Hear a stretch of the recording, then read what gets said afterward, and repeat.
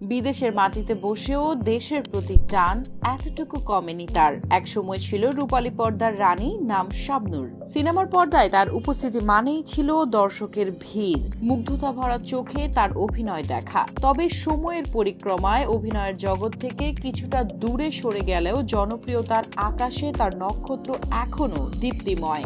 বর্তমানে তিনি অস্ট্রেলিয়ায় বসবাস করছেন। তবে দেশের মাটি, মানুষের প্রতি টান কোনোভাবেই তার মন থেকে মুছে যায় না। গত এপ্রিলে ঢাকায় এসেছিলেন শাবনূর। চলচ্চিত্র শিল্পী সমিতির নির্বাচনে ভোট দেওয়ার জন্য এফডিসিতে গিয়েছিলেন। তার পুরনো জায়গায় তিনি তার শত শত স্মৃতি রোমন্থন করেছেন। সম্প্রতি দেশে যখন স্মরণকালে ভয়াবহ বন্যা আঘাত হানে, তখন দূর পরবাস থেকে শাবনূরের মন দুঃখে ভরে ওঠে। প্রিয় দেশের বিভিন্ন জেলা উপজেলার বানের পানিতে তলিয়ে গেছে। গ্রামের মানুষগুলো যারা একসময় তার সিনেমা দেখে আনন্দে ভেসেছে, আর আজ তারা দুর্দশার সাগরে ডুবে আছে। ফেসবুকে এক পোস্টে তিনি লিখেছেন, দেশের স্মরণকালের ভয়াবহ বন্যা তছনছ করে দিয়েছে বিভিন্ন জেলা উপজেলাকে। মানুষের সীমাহীন দুর্ভোগ দেখে খুব কষ্ট পাচ্ছি।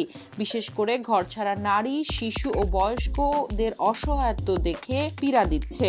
একসময় যাদের জন্য তিনি অভিনয় করতেন, আজ তাদের কষ্টের কথা ভাবতেই চোখে জল এসে যায়। এই অনুভূতি কেবল একজন সত্যিকার নায়িকারই থাকতে পারে। কিন্তু শাবনূর শুধু দুঃখের কথাই বলেননি, দেশের মানুষের একতা ও তাদের পরস্পরের প্রতি সহযোগিতার দৃষ্টান্ত দেখে তিনি আশার আলো খুঁজে পেয়েছেন। তিনি তার পোস্টে লিখেছেন, বন্যার্তদের সহযোগিতায় মানুষের অভূতপূর্ব সাড়া দেখে মনের মধ্যে শান্তি অনুভব করছি। বিপুল সংখ্যক ছাত্রছাত্রী, সশস্ত্র বাহিনীর সদস্য এবং স্বেচ্ছাসেবী সংগঠনের মানবিক উদ্যোগ সত্যিই প্রশংসনীয়। তবে শাবনূরের জীবন শুধু দুঃখ আর বেদনাতেই সীমাবদ্ধ নয়। তিনি এবার ফিরছেন রূপালী পর্দায়, শুরু করছেন রঙ্গোরা সিনেমার কাজ। তার মাতাল হাওয়া নামে আরো একটি সিনেমা করার কথা রয়েছে, যার বিপরীতে অভিনয় করবেন মাহফুজ আহমেদ। প্রবাস থেকেও মানুষের প্রতি শাবনূরের এই মমত্ববোধ আমাদের মনে করিয়ে দেয়, সত্যিকার ভালোবাসার কোনো সীমানা নেই।